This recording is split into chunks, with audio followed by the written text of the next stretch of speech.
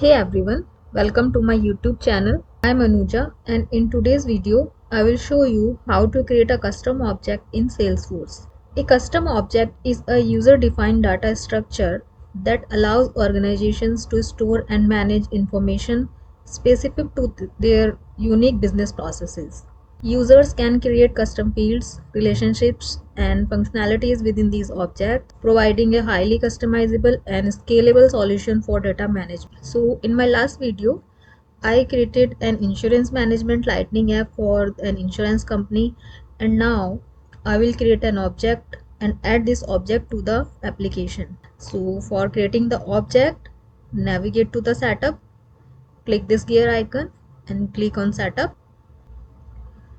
And on the setup page, click on the object manager tab.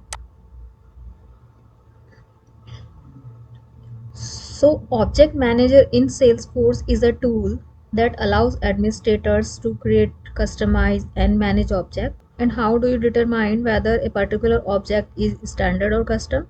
First, you can see the type.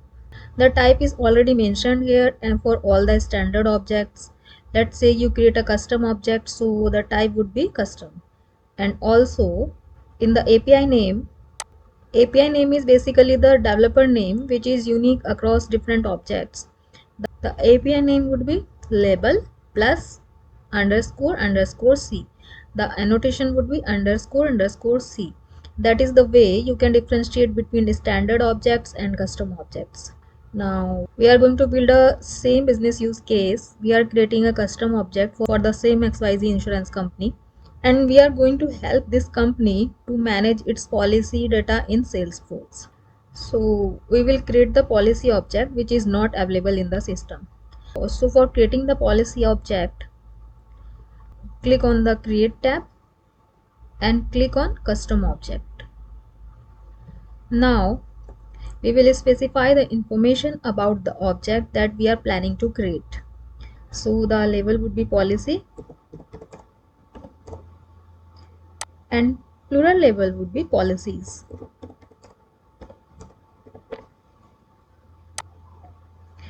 And the object name is policy, and optionally you can give a description.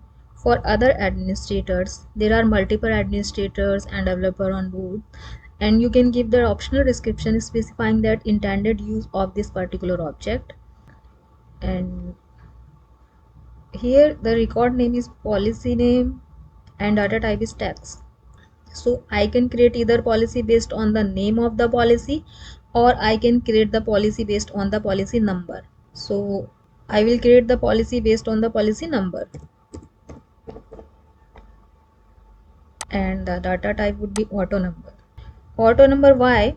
Because we want the system to automatically generate the records and have the sequence of record created. For example, PO-0000. So automatically the numbers are generated. That's why the data type is auto number. That is the format in which policy record would be created. So I will specify the format as PO-0000. So this is the format in which the system will be creating the records. So the first record of policy would be created as PO-00001. The starting number, that is the first record of the policy. So let's specify this number as 1. So in the optional features, if you enable these features while creating the object, as the name suggests, if you allow reports, in that case certain standard reports template will be created out of the box. And if you want the user to track activities on this particular object, so you need to allow activities. In case if you want the user to track history as in the changes of the field. If you want to track, so you can check this checkbox. If you want users to collaborate on policy records, and if you want this record to be shared in the chatter group, so you can enable this feature. In deployment status, Deployed means that the object will be used by the end users and they will be able to create the records on this particular object. So I will select deployed. If you select in development, so the user will not be able to create the records on this particular object. In case you would want users to have the ability to search for the policy records in the system, enable allow search. And in the object creation options, add notes and attachment. If you want to add any notes or attachment, you can enable this.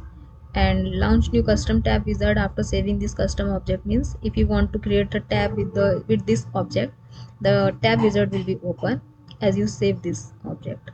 So click save. So after clicking save, the tab wizard open and the object is policy, and you can choose any of the tab style which makes sense to you. This is only for the representation. Click next. So here you can specify which particular user in the system.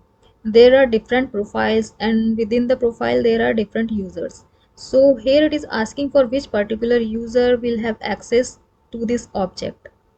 So you can specify the visibility for this particular tab based on the profile users. So I will keep it as default. Click next.